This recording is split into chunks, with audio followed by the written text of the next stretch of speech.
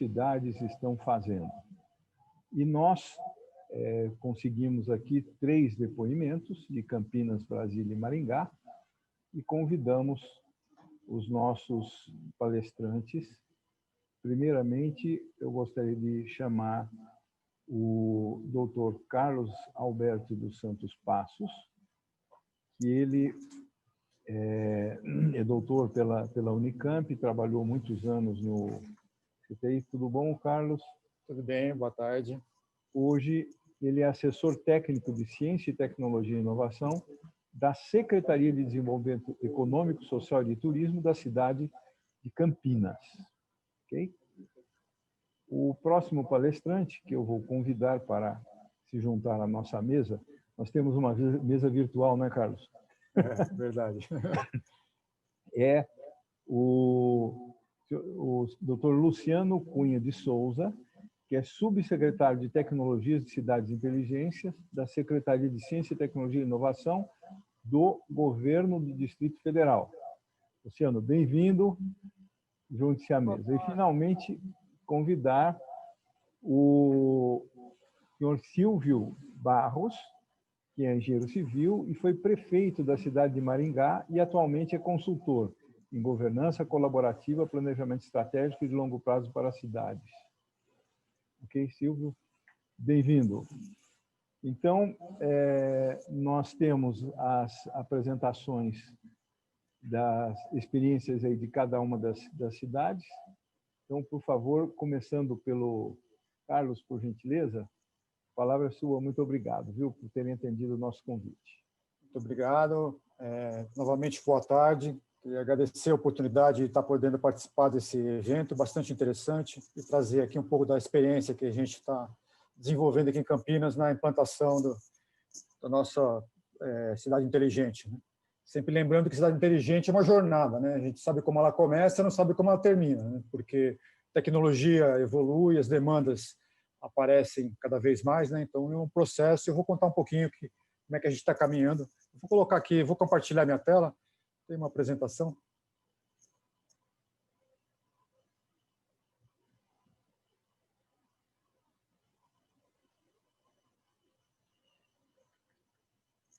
Vou disparar meu cronômetro, são 15 minutos, né? Só para a gente poder controlar aqui o tempo. Vou falar um pouco da experiência de Campinas, né? Nessa jornada de transformação digital rumo a uma cidade inteligente. E eu escolhi para falar hoje sobre a experiência de Living Lab, né? Da nossa cidade. É só para a gente, claro que a maioria de vocês conhece, né, a realidade de Campinas, né, mas só para a gente colocar um pouco a dimensão da cidade que a gente está falando, né? Então, Campinas é uma cidade que tem uma população de 1,2 milhões de habitantes, tem um PIB de cerca de 60 bilhões de reais, né, isso é número de 2016 ainda, e tem 22 instituições de ensino superior, 3 delas são públicas e 19 privadas, 19 centros de pesquisa, 5 parques tecnológicos, né, sendo que 4 deles são credenciados no Sistema Paulista de Parques Tecnológicos. A gente tem em torno de 500 startups, mais ou menos, né? Esse número nunca é preciso, porque ele é muito dinâmico e nem todas as startups são conhecidas por todos nós, né? Mas o que é relevante, né, em relação a Campinas é que a gente tem um ecossistema que é bastante interessante, é bastante parrudo, né? E bastante maduro também, só para ter uma ideia, né, que contar um pouquinho da história. Nossa história de pesquisa começou ainda em 1883, quando Dom Pedro II inaugurou o Instituto Agronômico aqui em Campinas, né? Então, a gente tem uma tradição de pesquisa já desde aquela época, e isso tem fortalecido bastante o nosso ecossistema. Campinas também é sede, né, de uma região metropolitana de Campinas, onde a gente tem 20 municípios, né, uma área bastante extensa, 4.000 quilômetros quadrados, com um PIB de 173 bilhões. Né? É interessante porque o PIB da região metropolitana de Campinas ele é muito semelhante a países da América Latina, como Paraguai, El Salvador, Honduras. Então, isso mostra a pujança do nosso ecossistema, né? E a gente tem aqui presente na nossa região 50 das 500 maiores empresas do mundo estão aqui no município, né? Empresas como IBM, DHL, 3M, Samsung, Rodia e várias outras, né? Então, realmente é um sistema bastante pujante. E a gente colocou, então, um desafio para essa jornada de transformação numa cidade inteligente. A gente colocou um desafio que foi elaborar um plano estratégico de cidade inteligente para Campinas, né, com uma visão de 10 anos, 2019 a 2029, já entendendo que esse horizonte de mais longo prazo ele é interessante porque ele extrapola o mandato de qualquer prefeito, né? Então, é um plano que foi construído pelos atores da cidade, né? Participaram mais de 100 pessoas, onde 15 a 20 pessoas eram da prefeitura e os demais eram o centro de pesquisa, das empresas, das startups, etc. Então, a gente criou esse plano justamente para poder alinhar as diversas iniciativas, né? Tem várias iniciativas conduzidas pela própria prefeitura, pelas universidades, pelas empresas. Então, a gente precisava ter um documento que criasse um norte, onde a gente partiu de uma definição, um conceito que é uma cidade inteligente, né? A gente conceitou, sabendo que cidade inteligente não é só tecnologia, né? Então, a gente está trabalhando numa cidade inteligente, humana e conectada. Então, a gente trabalhou esse conceito, fez um diagnóstico, trabalhou numa plataforma tecnológica para poder desenvolver, trabalhou muito a questão da governança, né? Porque, como eu falei, são vários atores atuando simultaneamente. Se a gente não tiver uma forma de governança, a gente não consegue atingir objetivos aí que são de caráter mais estruturantes, né? E a gente analisou formas de financiamento e terminou também uma coisa bastante interessante, foi definir casos de uso, né? Então, a gente definiu para cada uma das verticais da cidade, da mobilidade, saúde, educação, segurança, meio ambiente, etc. A gente enumerou quais seriam os casos de uso de interesse do município. Para que isso serve? Serve tanto para orientar os gestores públicos, né, para entender para onde pode caminhar, mas também serve para orientar os pesquisadores da universidade, em vez de escolherem um tema específico qualquer a partir da sua própria ideia, né, ele pode olhar quais são os interesses do município e fazer uma pesquisa e já tem aí uma grande possibilidade de ser aproveitada. E a mesma coisa vale para as empresas, principalmente para as startups, né? Então, as startups olham para esse plano, identificam quais são os casos de uso que a gente pensou para serem implantados nos próximos 10 anos e pode se desenvolver. Então, essa foi a forma que a gente conseguiu trabalhar esses conceitos, né? E é importante que isso foi feito dentro do âmbito do Conselho Municipal de Ciência, Tecnologia e Inovação. Então, o Conselho é o proponente desse plano, foi quem aprovou o plano e é o guardião, ele faz acompanhamento permanente daquilo que está sendo implementado.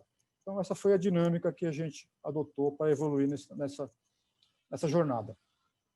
Como eu falei, né, na verdade, o conceito de cidade inteligente ele também está associado à questão humana, né, à questão da sustentabilidade. A gente adotou como impactos esperados os indicadores, né, os Objetivos de Desenvolvimento Sustentável e seus respectivos indicadores. Então, ao implantar ou escolher uma solução, a gente sempre mapeia aquela solução, onde é que ela vai repercutir em termos de atingir esses objetivos, o que torna a discussão bastante interessante. Então, falando dessa questão, o tema que eu escolhi para falar hoje, né, que é a questão do Living Lab, a gente entendeu que para avançar nessa jornada, nossa transformação, a gente precisava trazer novas tecnologias, né, tecnologias inovadoras, e fazer isso em cima do ambiente real da cidade. Até então, né, aqui em Campinas e outras cidades também, é muito comum você fazer pilotos. Então, você escolhe uma área, faz um teste e tenta validar aquela solução. Só que é bastante limitado e é também num ambiente controlado. Então, o que a gente está fazendo a partir de 2019? A gente está fazendo os experimentos, os desenvolvimentos no ambiente real, no ambiente a quente. Então, com isso, a gente quer já, desde o começo, ter certeza de que aquilo que está sendo validado, pode até dar errado, né? Isso faz parte da experimentação, mas aquilo que der certo, a gente quer ter certeza que funciona para a cidade como um todo, né? Então, isso a gente vem fazendo e a gente tem vários casos que a gente tem feito, né? E uma das características interessantes é envolver empresas, o próprio governo municipal, as universidades, institutos de pesquisa, né? E os próprios usuários para fazer um processo de cocriação, né? Esse é o conceito de Living Lab que a gente está usando. Então, eu vou falar rapidamente aí sobre 4 casos em particular que a gente está trabalhando para mostrar como é que a gente tem evoluído esse conceito.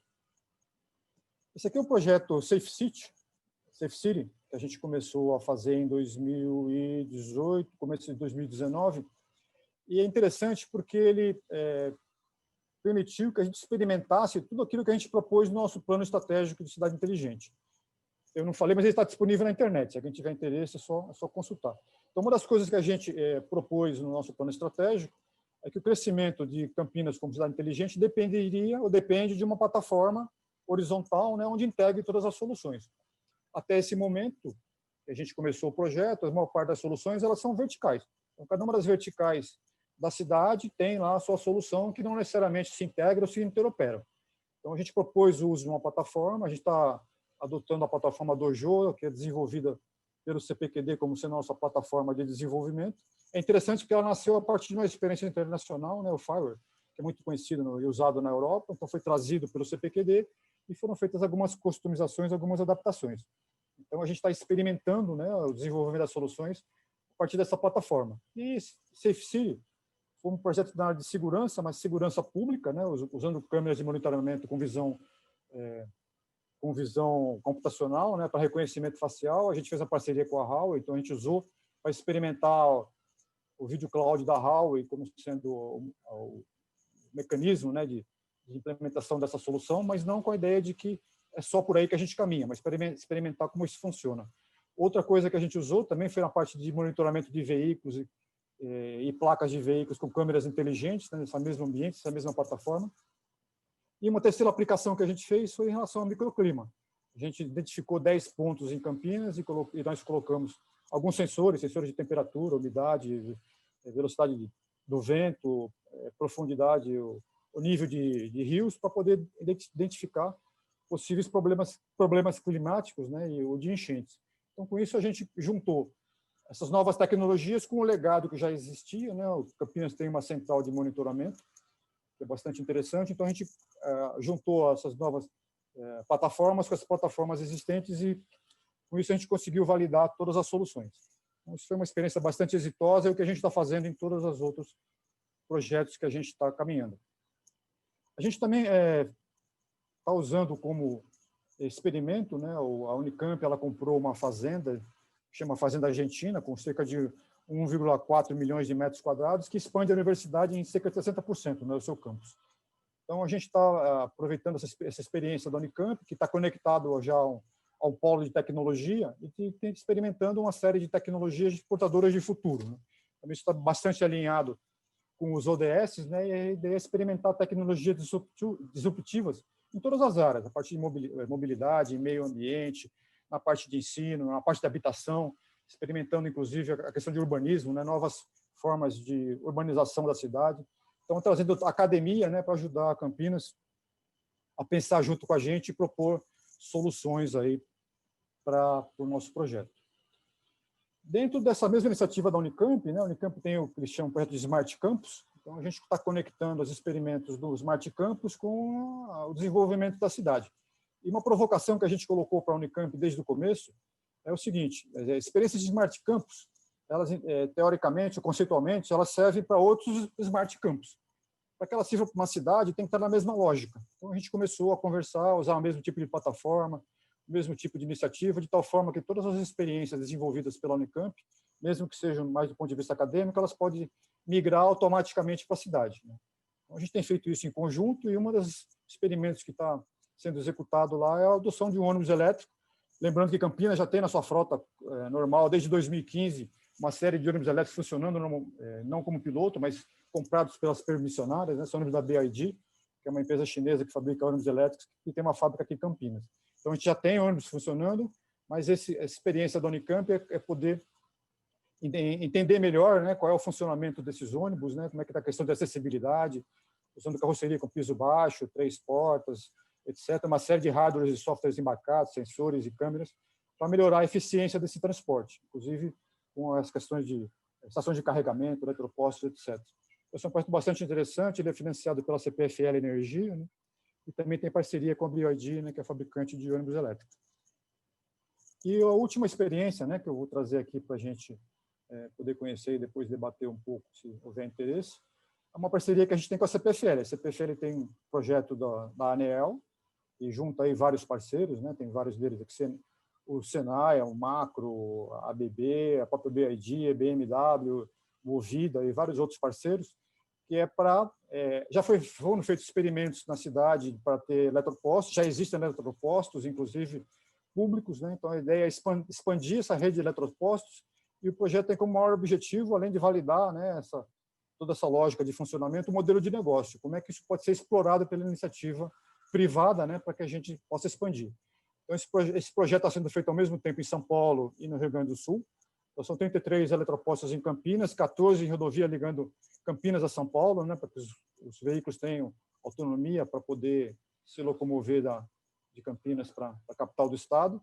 E no Rio Grande do Sul também tem a região de Gramado em 5 rodovias. Então, com isso, se pretende validar, né, a questão do modelo de negócio, como é que você faz o billing, né, a cobrança desses serviços, e como é que é o desempenho, né, tanto do eletropostos como dos veículos. E tudo isso também está integrado naquela plataforma de IoT que eu comentei, né? Então, a gente tem feito uma série de experimentos para poder validar todo esse ambiente que a gente desenvolveu e caminhar com soluções, né? Então, tudo isso se conecta, né, com várias outras experiências que estão feitas na cidade, mas são coisas que estão fazendo com que a gente possa fazer, na verdade, uma quebra de paradigma, né? Pensar nas coisas mais de futuro, né? E poder fazer isso junto com parceria, né? A gente sabe que o poder público municipal, sozinho, ele não é capaz de dar conta de tudo que vai desenvolver, né? Então, basicamente, era isso, né? Obrigado pela atenção. Carlos, muito obrigado. Apresentação muito interessante. Eu vou pedir para terminar as apresentações para depois a gente fazer uma sessão de perguntas. E eu vou convidar agora o Luciano. Mais uma vez, obrigado por ter atendido nosso convite. Por favor, Luciano, a palavra é sua. Boa tarde aí a todos, e eu agradeço aí ao Marcelo e à equipe pelo convite. Luciano, eu vou pedir para falar um pouquinho mais alto, que o volume está um pouquinho baixo aqui. Ah, ótimo. Melhor agora? Agora sim, está bem, está bem. Tá bom. Bom, agradeço aí a todos pelo convite e também vou tentar ser breve. Eu não trouxe nenhuma apresentação, a ideia é mesmo a gente conversar um pouco aqui e discutir, debater, responder ao final aí as questões. Bom, nós iniciamos aqui um trabalho mais específico de cidade inteligente no DF, de forma estruturada, fazem 3 meses, né? Então, foi criada uma área específica e nós estamos iniciando o trabalho com esse tema. E eu vou falar aqui de algumas iniciativas muito brevemente, mas também comentar algumas questões específicas, né? O Carlos falou um pouco aí das características de Campinas, que são características muito interessantes. Brasília também tem algumas características, mas que em alguns momentos talvez sejam problemáticas quando a gente fala de transformar a cidade numa cidade inteligente. Então, primeiro, assim, Brasília é uma cidade um pouco diferente. Ela tanto é uma cidade quanto um estado, né? Todo mundo chama de Brasília a região do Distrito Federal, e o Distrito Federal em si ele tem um único município, que é Brasília. Então, meio que se confundem as coisas. Se a gente for olhar sobre o termo administrativo legal, Brasília tem tanto competência de município quanto competência de estado. Então, são algumas características um pouco diferentes. Brasília hoje tem um pouco mais de 3 milhões de habitantes. Se você olhar como município isolado, é a 3ª maior cidade do país, perdendo apenas para São Paulo e Rio. E se a gente olhar na região metropolitana, a região metropolitana de Brasília ela é bastante grande. Ela já sobe de 3 milhões que estão dentro do DF para 4,7 milhões. Então, se a gente olhar como região metropolitana, Brasília é a 4ª, a região metropolitana aqui seria a 4ª maior região metropolitana do país, e aí Belo Horizonte entraria além de São Paulo e Rio, né? E com uma característica também diversa.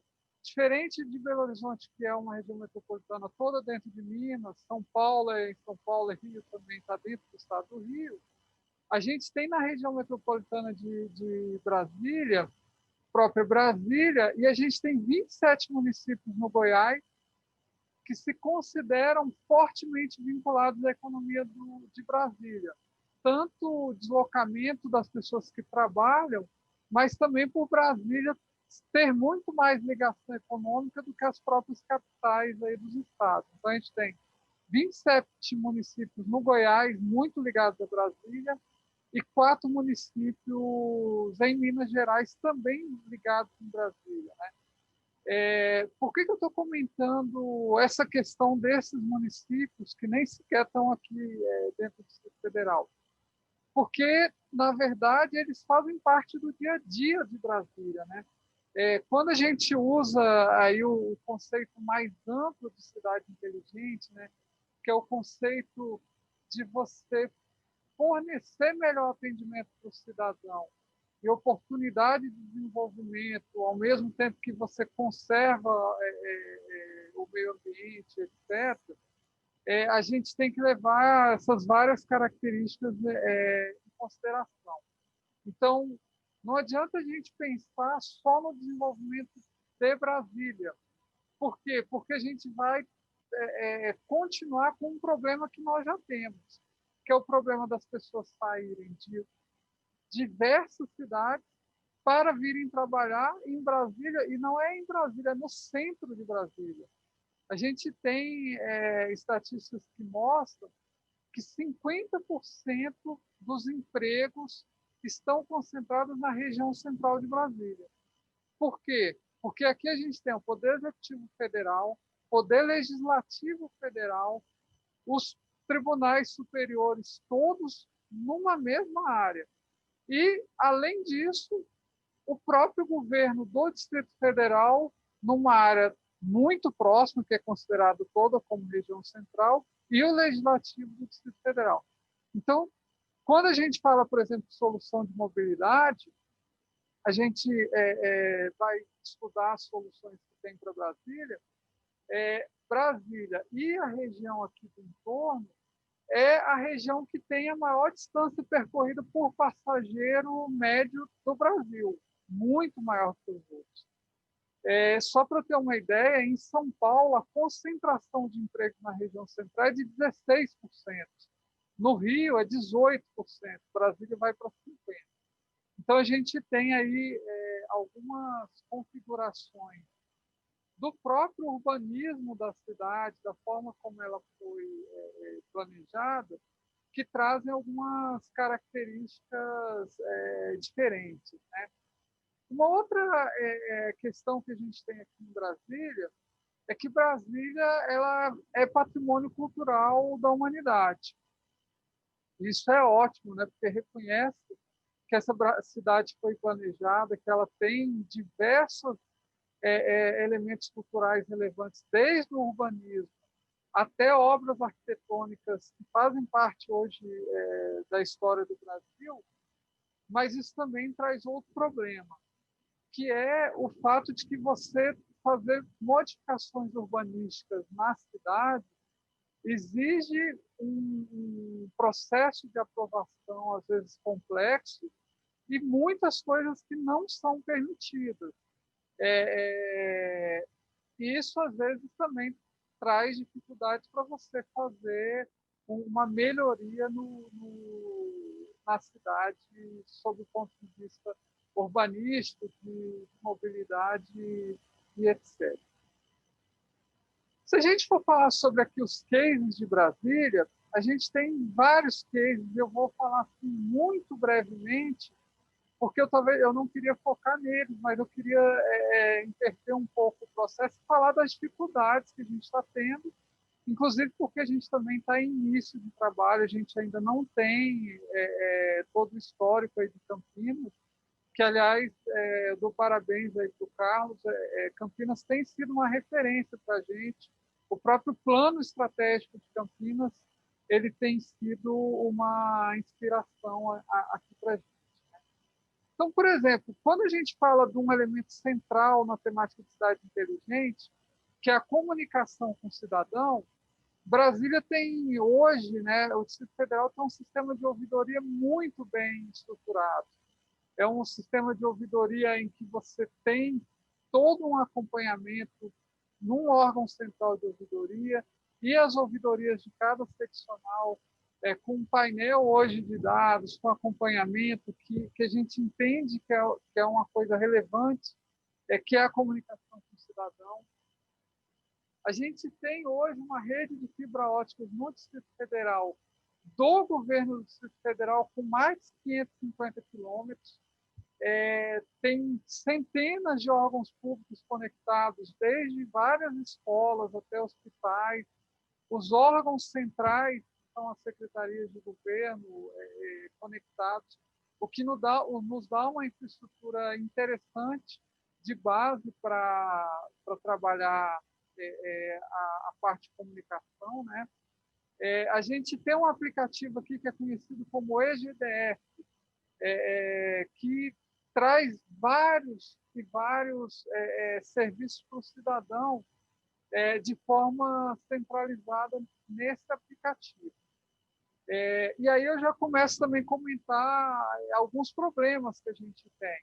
Esse aplicativo EGDF, que é fantástico, ele, ao nosso ponto de ver aqui, quando a gente pensa no cidadão como centro da cidade, ele tem um problema, que é o problema que ele replica a lógica departamentalizada de governo. Então, o cidadão que quer acessar um serviço, ele tem que saber onde que está o serviço. O aplicativo ainda precisa de uma otimização quando a gente pensa nas possibilidades hoje de uso de inteligência artificial, de chatbot e outros elementos, né? A gente tem já em Brasília um centro integrado de operações. Esse centro integrado de operações ele foi estruturado no período da Copa, principalmente voltado para a segurança pública, e tem feito um trabalho fantástico na área de segurança pública. Recentemente, a gente tem a iniciativa de outros órgãos aderirem a esse centro integrado, para que você não precise de criar um outro centro, obviamente, mas esse é um trabalho que ainda está em processo e a gente ainda tem algumas dificuldades nesse processo. A gente tem já em Brasília um portal de transparência levando informações para o cidadão, tanto de natureza orçamentária, mas como de vários processos, também nesses elementos de comunicação com o cidadão. A gente tem soluções de monitoramento da qualidade do ar. A gente tem hoje um complexo de reciclagem, um projeto que chama Reciclotec, em que se iniciou um trabalho forte de coleta de lixo eletrônico, e a gente está aqui com o que o pessoal está considerando que é a maior usina de reciclagem de lixo eletrônico da América Latina. É um processo também relevante isso daí, e uma melhoria do processo de coleta de lixo reciclável e etc. Hoje a gente tem a Polícia de Brasília usando drones para monitoramento, a gente tem o bombeiro também usando drones para auxiliar nos eventos que ocorrem em Brasília, né?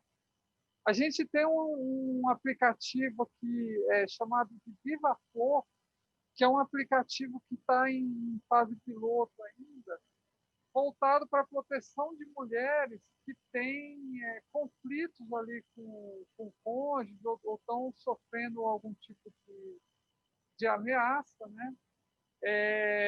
A gente tem um projeto que é conduzido aqui pela própria secretaria, que é o Wi-Fi Social, que é a disponibilização de Wi-Fi gratuito nas regiões de grande aglomeração. O principal ponto é a rodoviária de Brasília.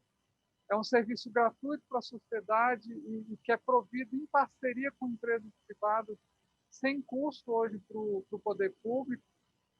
A gente tem uma pequena frota de veículos elétricos aqui, usados em sistema de compartilhamento para o deslocamento da própria administração pública. Então, ainda é um projeto piloto que envolveu a instalação de diversos eletropostos em algumas regiões da cidade e que tem também trabalhado para engajar o governo federal nessa iniciativa, né?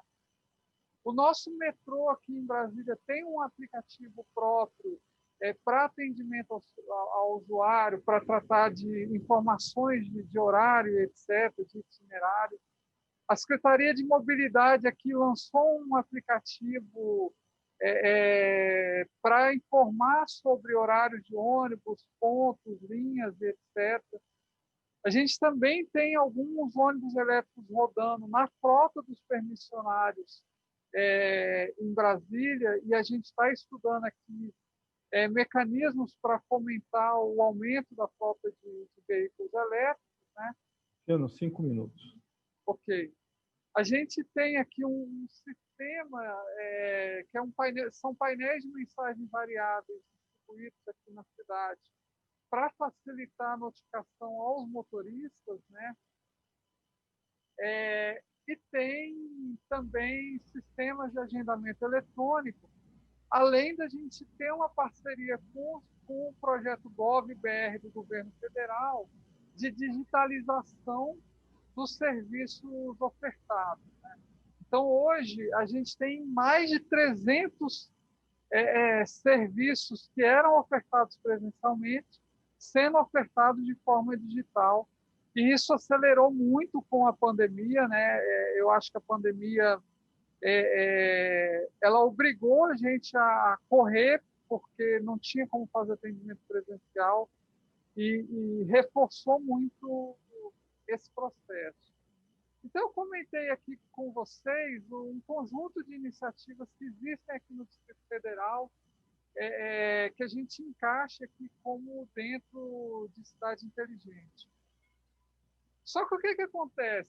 A gente, na verdade, a gente não tem, pelo menos até o momento, a gente está tentando construir isso, um projeto de cidade inteligente. A gente tem uma corrida de cidade inteligente. Cada órgão está tentando lançar o seu aplicativo, cada órgão está tentando fazer o seu projeto, e todos, obviamente, super bem intencionados, e cumprindo com a sua missão de melhorar o atendimento ao cidadão, mas a gente não conseguiu ainda fazer isso de forma integrada. Quando a gente fala aí da questão de silos digitais, né, dos problemas que existem de você compartilhar dados, etc., eu que estou recente aqui no governo do Distrito Federal, estou vindo do Ministério da Economia, a gente vê assim, quase um estudo prático da teoria sobre o que não deve ser. Não tem compartilhamento de bases de dados, não tem compartilhamento de sistema, o desenvolvimento dos sistemas são todos independentes, e existe uma disputa por lançar coisas dizendo que são coisas de cidade inteligente. E são. Elas têm o papel de melhorar a vida do cidadão, de melhorar a gestão pública. Mas o que a gente, eu comentei no começo, o nosso trabalho é recente, a gente está no processo de discutir com cada uma das áreas para tentar formular o nosso plano de cidade inteligente, como Campinas formulou, como outras cidades no mundo formularam, tentando criar um ambiente de forma que isso possa ser feito de maneira mais harmônica e que você tenha ganhos, né? Que você não precisa ficar repetindo coisas que uma área faz que a outra vai ter que fazer também, porque não tem conversa entre elas, né? Então, a gente ainda não tem uma plataforma integrada. O Carlos comentou aí sobre a Dojo, nós conversamos com o pessoal do CPQD, conversamos com o pessoal de algumas empresas, e a gente está nesse processo ainda de estudo sobre a plataforma que a gente precisa ter aqui em Brasília. Isso ainda não está definido, né? Então, assim, quais as dificuldades que a gente tem tido aqui em Brasília com relação a esse processo, né? Primeira dificuldade, a equipe foi criada, no serviço público as coisas nem sempre têm um processo de seleção, nossa equipe ainda não conhece bem do tema, talvez eu tenha uma experiência técnica, já vinha lidando com temáticas de indústria 4.0 e experiência no setor, mas uma equipe ainda que precisa de ser qualificada. A gente tem, dentro do Distrito Federal, como eu falei, a gente é município e é estado, então cada secretaria tem o seu orçamento próprio, muitas secretarias têm a sua própria TI, apesar de haver um movimento para centralizar a TI da cidade numa secretaria que foi formada, que é a Secretaria da Economia. Então, a gente tem um panorama de uma certa complexidade para montar o plano que a gente está trabalhando e chegar a um processo em que a gente faça essa construção de forma harmônica. Fechando? Tá bom, vou fechar. Então, uma outra característica que a gente tem aqui é o que a gente chama de cidades satélites. Essas cidades satélites, elas, apesar de serem cidades de porte razoável, algumas delas com 400 mil habitantes, 300, 200, elas têm uma autonomia administrativa relativamente baixa. Só que, apesar de autonomia baixa, elas que são a porta de contato com o cidadão. E a gente tem essas administrações que não estavam participando desse processo de lançamento de serviço ao cidadão. Então, é algo que a gente também está trabalhando, fazendo reuniões envolvendo todos esses atores, para a gente conseguir ter algo mais harmônico e um projeto que todos estejam indo para o mesmo lugar, e não apenas melhorando o serviço, mas aproveitando as sinergias que são naturais quando você tem sistemas de tecnologia que podem compartilhar informações. Então, pessoal, agradeço aí o tempo e fico à disposição. Luciano, muito obrigado, mas a gente está aqui afoito com relação ao tempo. Então, eu vou passar rapidamente a palavra agora para o Silvio Barros, que vai dar o seu depoimento. Por favor, Silvio, a palavra é sua. Obrigado, professor Marcelo. Então, o som está ok? Estão me ouvindo bem? O som está muito bem. Está ok. Ótimo. Então, vamos lá. Eu agradeço a oportunidade de estar aqui participando com vocês nesse grupo. E o que me foi oportunizado, como eu fui prefeito de Maringá já há algum tempo, foi de 2005 até 2012, e vou compartilhar algumas das experiências que nós tivemos aqui neste contexto, mas o que eu vou abordar é um aspecto um pouco diferente das cidades inteligentes.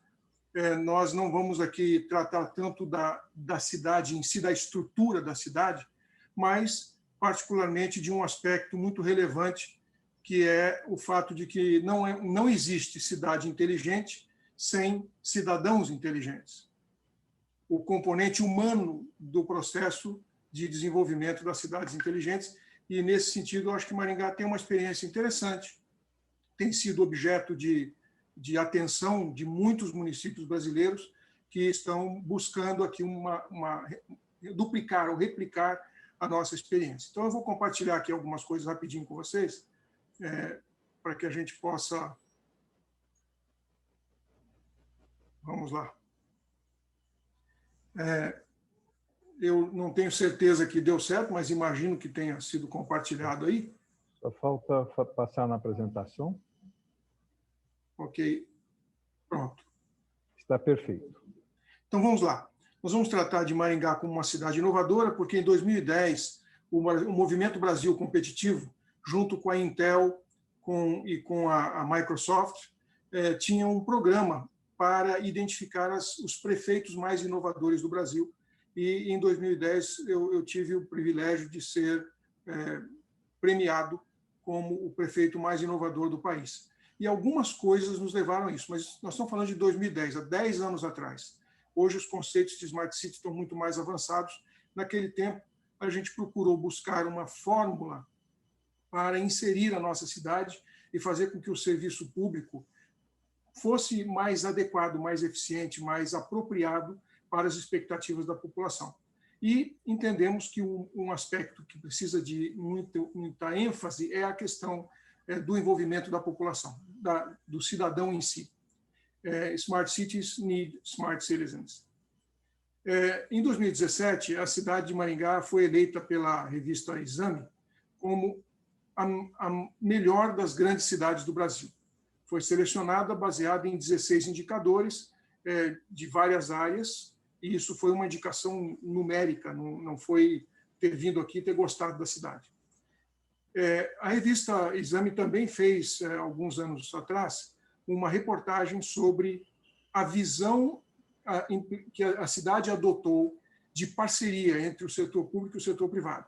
Como que uma parceria entre o poder público e a iniciativa privada ajudou Maringá a combater desvio de dinheiro e fazer planejamento, porque a falta de planejamento atinge muitas cidades brasileiras, e aí é o planejamento de longo prazo. Então, a fórmula de Maringá, para estimular o desenvolvimento da cidade, o poder público e o setor privado mantêm parceria desde 1996.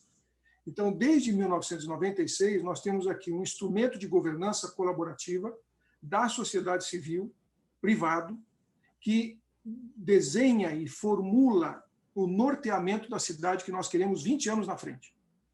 Então, em 96, foi projetada a cidade que a gente queria 20 anos na frente.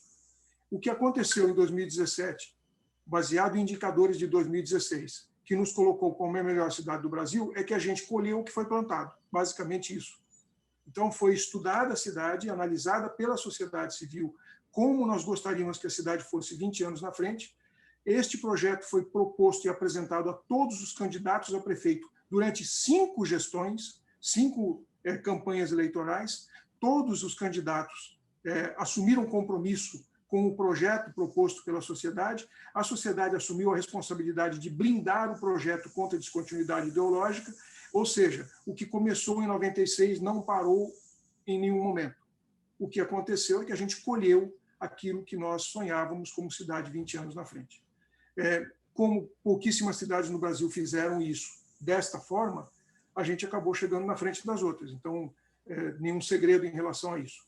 Este Conselho de Desenvolvimento Econômico é um instrumento de governança colaborativa que nós temos. Ele reúne mais de 120 instituições, representadas por uma plenária de 22 representantes de todas essas instituições, e que trabalham regularmente há 24 anos, toda semana, com reuniões plenárias todo mês, fazendo projetos para a cidade que nós queremos.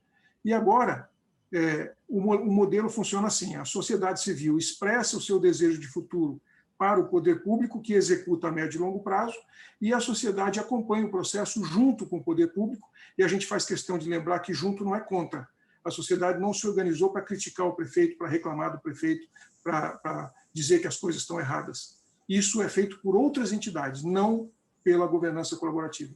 Ela só trabalha a favor da cidade junto com a prefeitura. Eles mudaram já o plano que foi feito lá em 96. Ele foi atualizado em 2008 para o Maringá 2030, e agora a cidade está desenvolvendo o planejamento para 2047, que é quando nós vamos completar 100 anos. Então, uma conceituada empresa de consultoria internacional, contratada pela sociedade civil organizada, por meio desse conselho e da associação comercial, vai traçar os destinos econômico, social e urbanístico da cidade para os seus 100 anos de idade, para a comemoração dos 100 anos. Aqui não teve dinheiro da prefeitura, a sociedade contrata o projeto, porque a preocupação que se tem aqui é de que um projeto contratado pela prefeitura por um determinado prefeito, se ele perder as eleições para um adversário político, ideológico, este projeto corre risco de ser descontinuado. E, lamentavelmente, na política que a gente vive no Brasil, é exatamente isso que acontece. Então, a sociedade, para não correr esse risco, ela paga a conta e diz: não, esse projeto não é da prefeitura, esse projeto é nosso.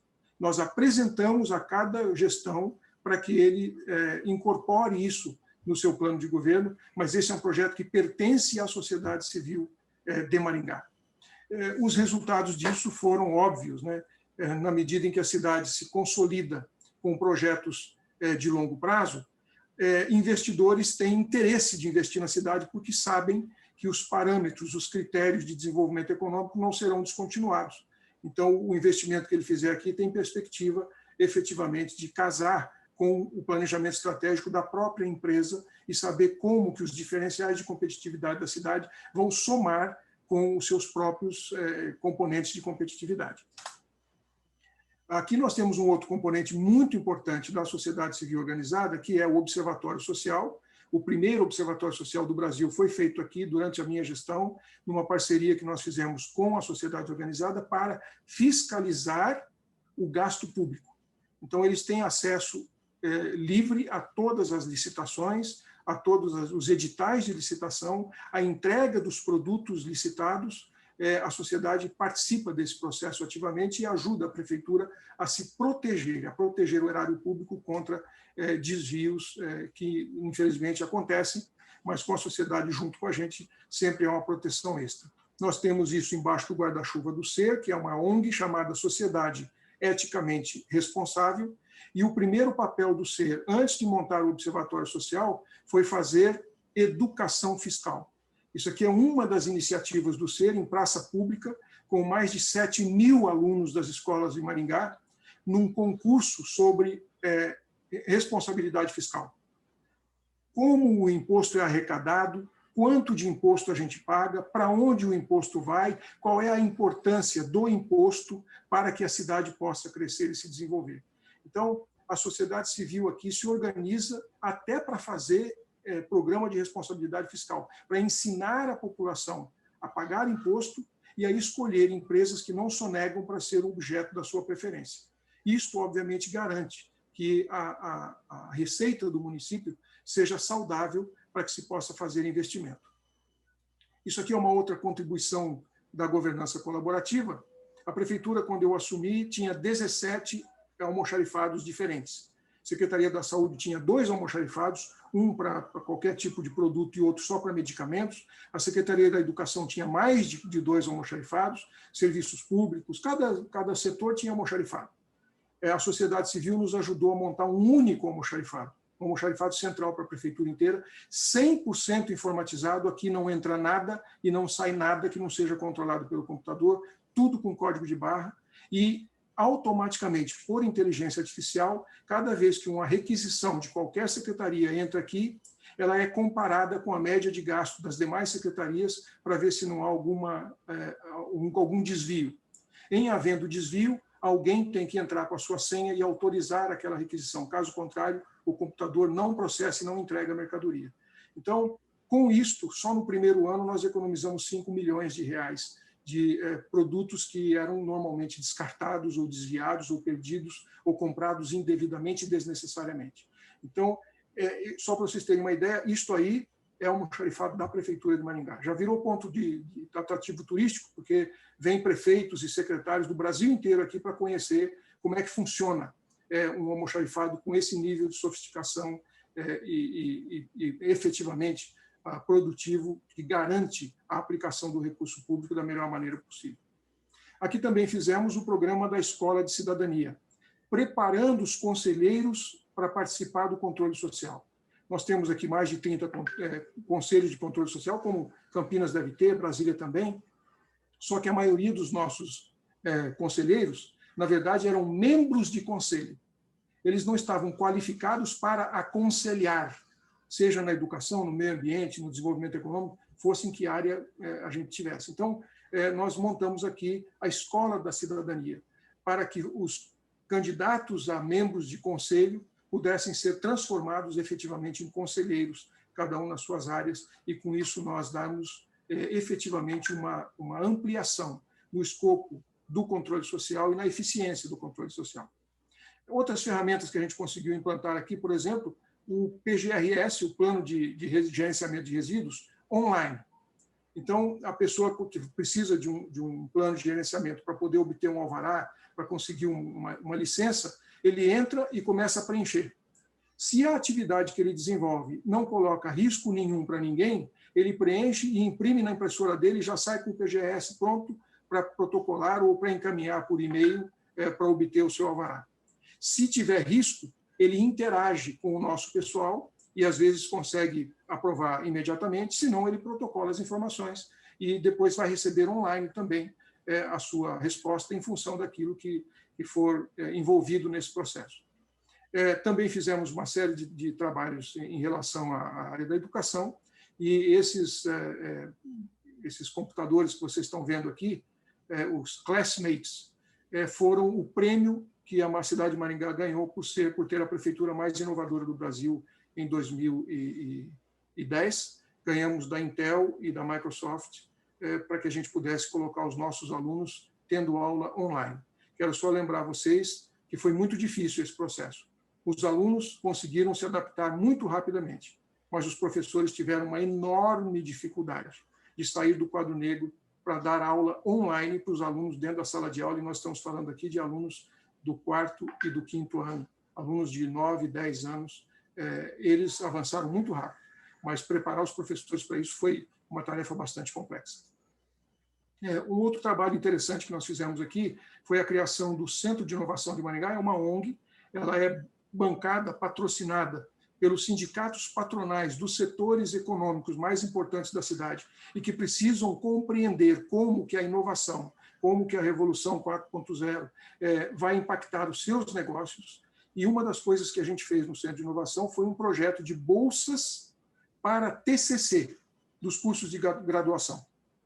O Centro de Inovação viabilizou bolsas e uma relação de temas que eram de interesse da cidade, que nós não tínhamos funcionários públicos na prefeitura qualificados para fazer esses levantamentos, não tínhamos tempo e não tínhamos dinheiro para contratar, mas que eram temas perfeitamente adequados para um TCC. Isso foi feito com todos os coordenadores de curso de todas as faculdades de Maringá. Foram 45 instituições de ensino superior que participaram desse projeto conosco, e a gente conseguiu elencar temas que seriam interessantes de sugerir para os alunos para que eles fizessem o seu TCC, e depois de aprovado na banca, esse material vem para a prefeitura para que a gente possa colocar em prática. Uma outra coisa muito interessante que a gente fez foi a implantação do ISS tecnológico.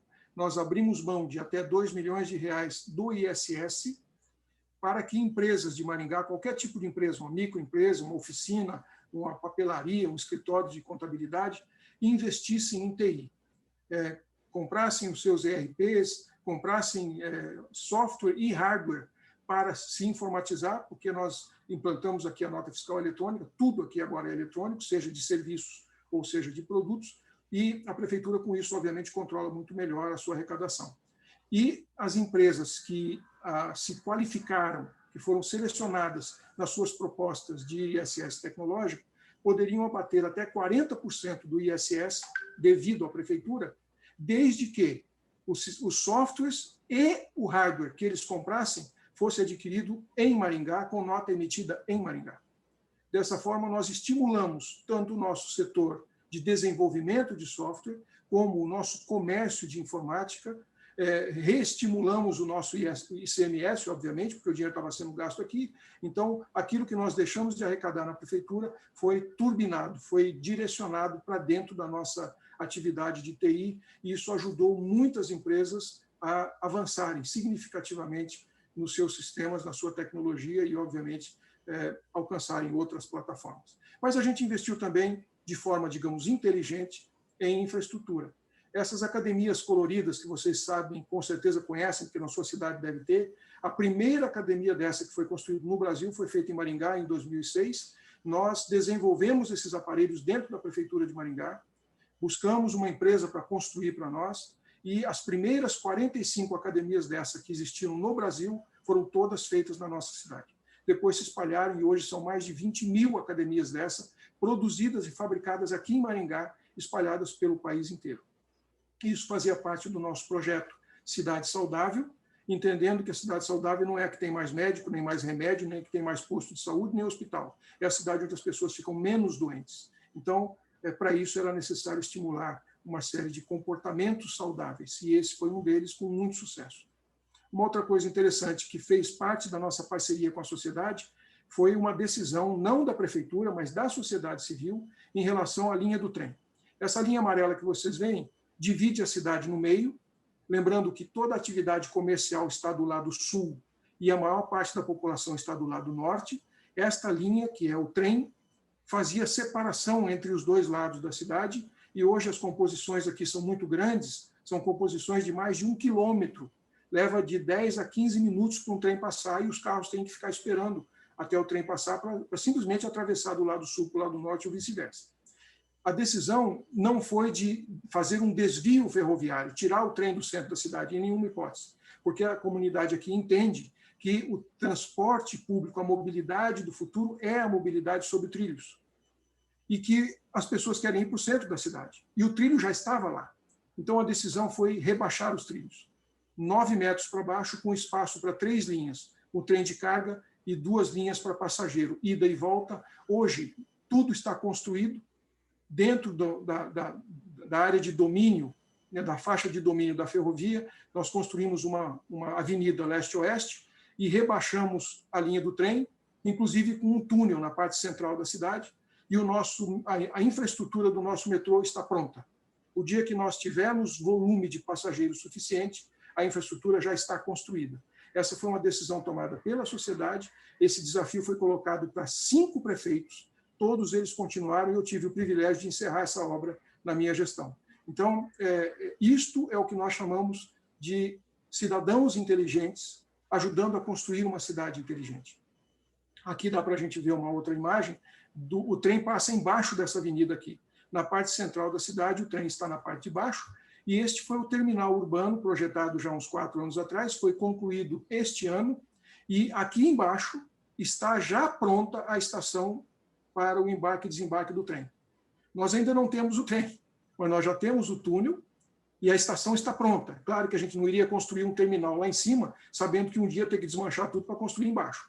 Então, a estação já está pronta, foi inaugurada este ano, e um dia, quando o trem estiver chegando aqui, nós só temos que abrir a estação e começar a operar. Isso, no nosso entendimento, é o que a gente chama efetivamente de construir uma cidade inteligente, com pessoas inteligentes ajudando a prefeitura. Um outro componente, e é o último que eu exponho aqui, é no que diz respeito à nossa infraestrutura urbana. A legislação aqui em Maringá era seguida à risca, as áreas de proteção de córregos eram de 30 metros de APA. No entanto, aqui em Maringá era possível que os terrenos fossem contíguos à área de proteção. Então, nós tínhamos propriedades privadas que tinham como fundo particular uma área de proteção.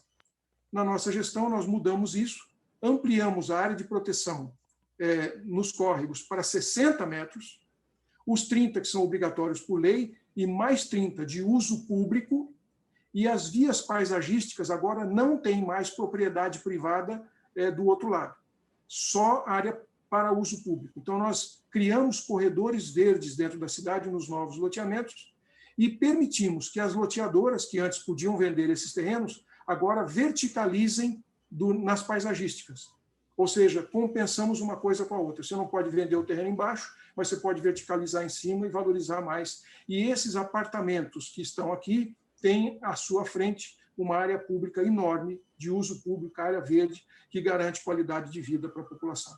Então, essas foram algumas das iniciativas que a gente desenvolveu aqui e que tornaram a nossa cidade, deram a ela uma certa visibilidade como uma cidade inteligente, mas partindo do outro lado, não da infraestrutura, não necessariamente da tecnologia, mas sim da inteligência, da parceria entre a sociedade civil, muito bem estruturada e organizada, com a prefeitura.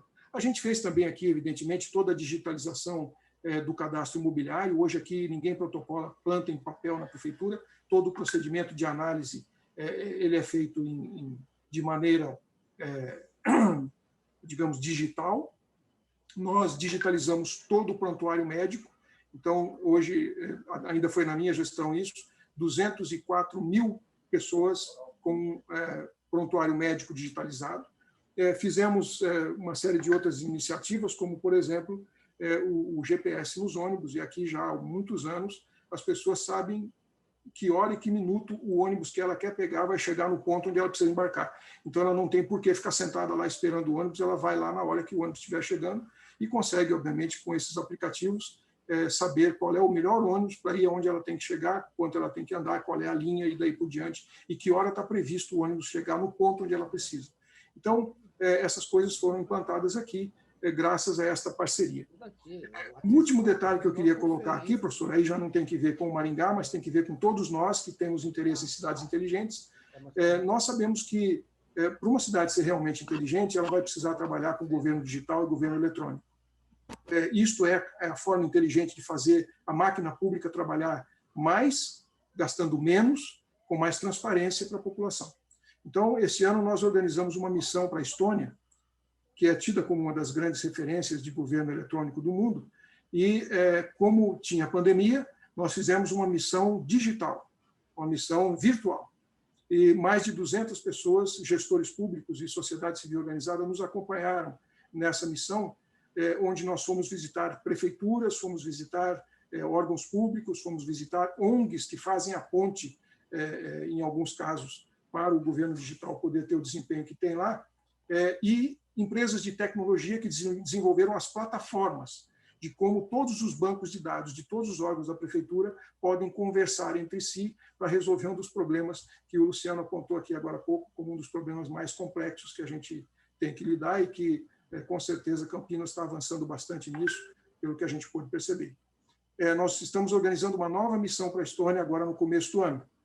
Então, aqueles que estão nos ouvindo aqui, se tiverem interesse, o meu e-mail estava aí, contato@silviobarros.com.br.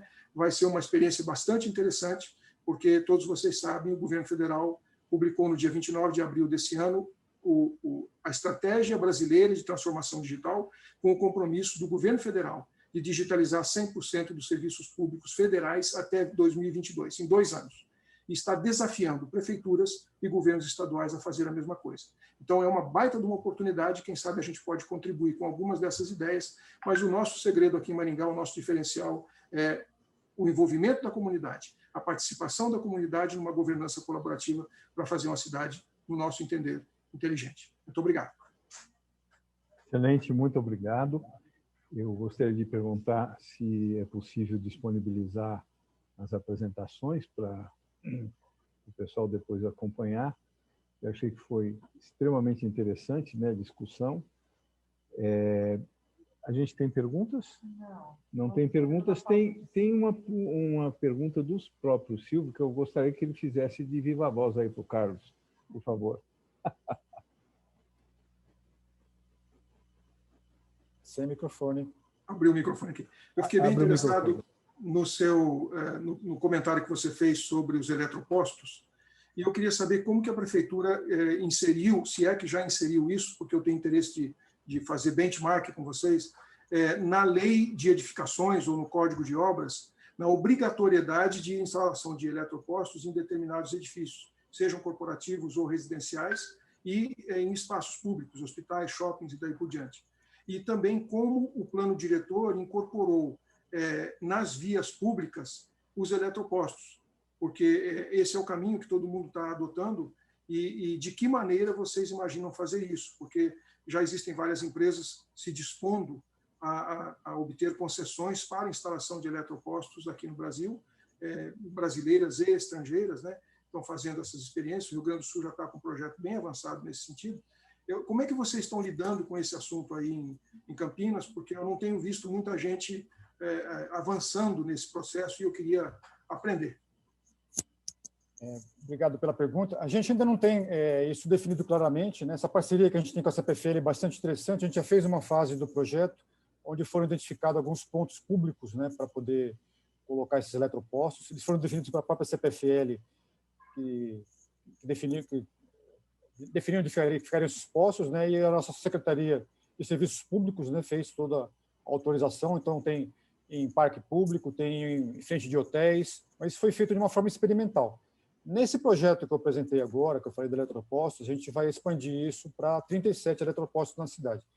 Com isso, a gente vai colocar tanto em lugares privados como lugares públicos, né? Vai expandir a questão do eletroposto na área pública, e a gente vai, com esse projeto, tentar entender exatamente qual é o modelo de negócio, onde que é mais viável. Foi feito, claro, um estudo da cidade, foi mapeada a cidade, foi feita uma distribuição equilibrada desses postos, eletropostos, da forma que você tem em vários lugares, mas esse projeto justamente vai trazer essas respostas para a gente. Quer dizer, quantos a gente precisa, qual é o modelo de negócio, como é que isso é faturado, como é que o município vai cobrar sobre isso, os eletropostos que são em área pública, vai se cobrar sobre o uso do solo, não vai se cobrar, o que é em privado, obviamente isso não vai ter essa cobrança.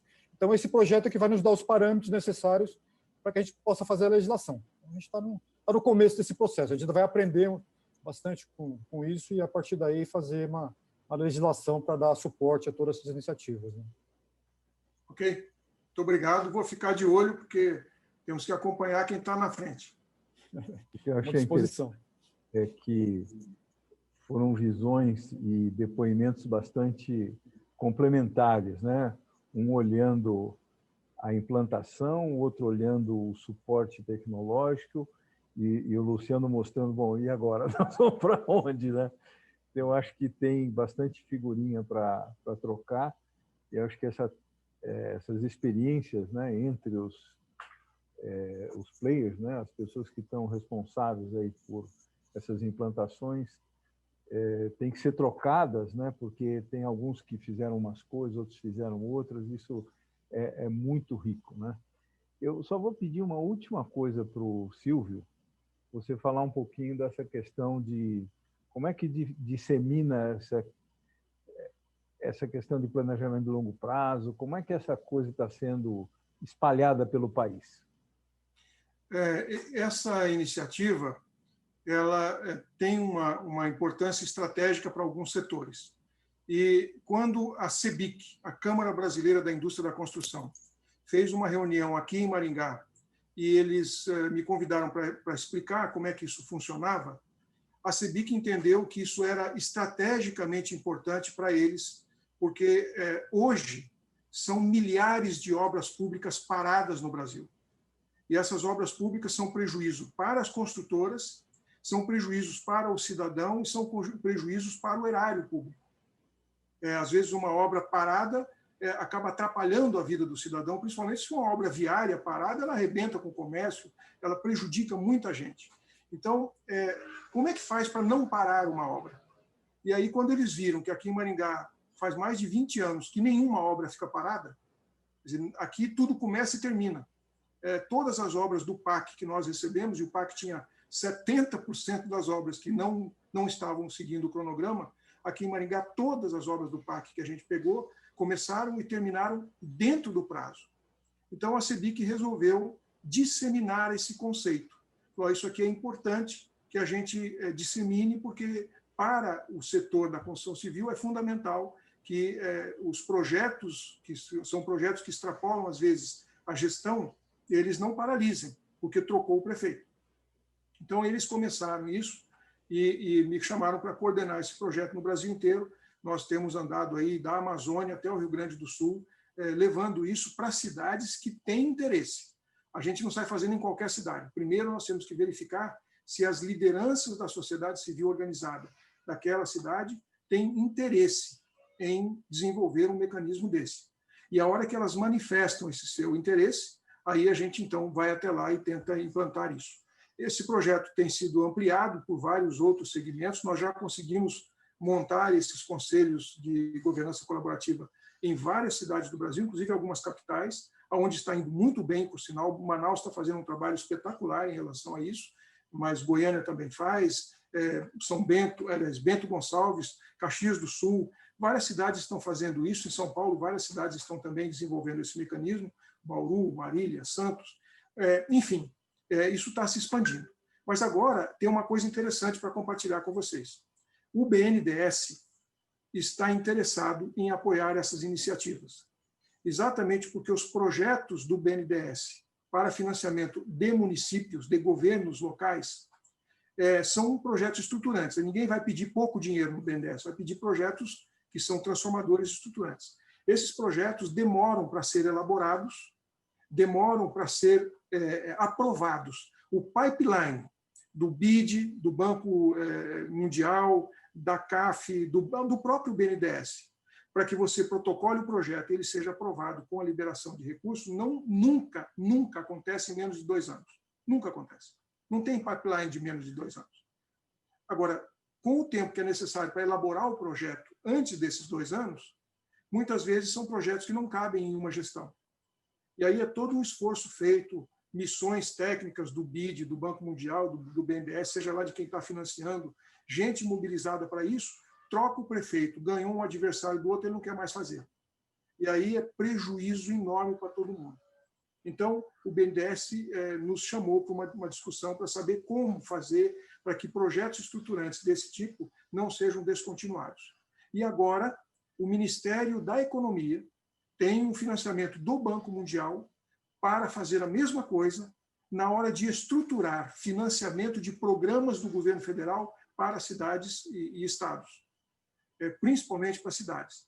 Programas do Ministério do Desenvolvimento Regional, antigo Ministério das Cidades, que são programas transformadores e cujos projetos são de longo prazo. Como que faz para que isso seja inserido no planejamento de longo prazo e que seja blindado contra a descontinuidade política? Então, neste momento, exatamente nesse momento, o Ministério da Economia está desenvolvendo um projeto financiado pelo Banco Mundial para desenvolver soluções para isso. E a governança colaborativa, que nós saibamos, é o mais eficiente mecanismo possível para que essas coisas de fato aconteçam. Excelente, né? Silvio, muito bom.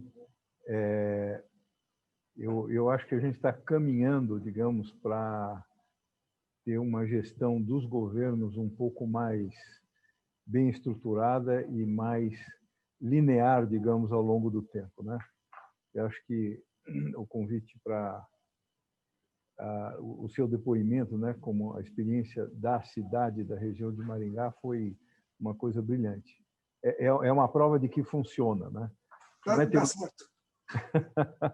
Bom, então vamos encerrar esse depoimento. Eu vou, acho que, fazer um intervalo de 5 minutos, né? Um pit stop aqui técnico, e voltamos a seguir com a apresentação do Rubens, que já está ali na espera. Eu queria agradecer imensamente aos nossos 3 palestrantes, né? O Carlos, o Silvio e o Luciano, e vamos continuar. Muito obrigado, até daqui a pouquinho. Obrigado.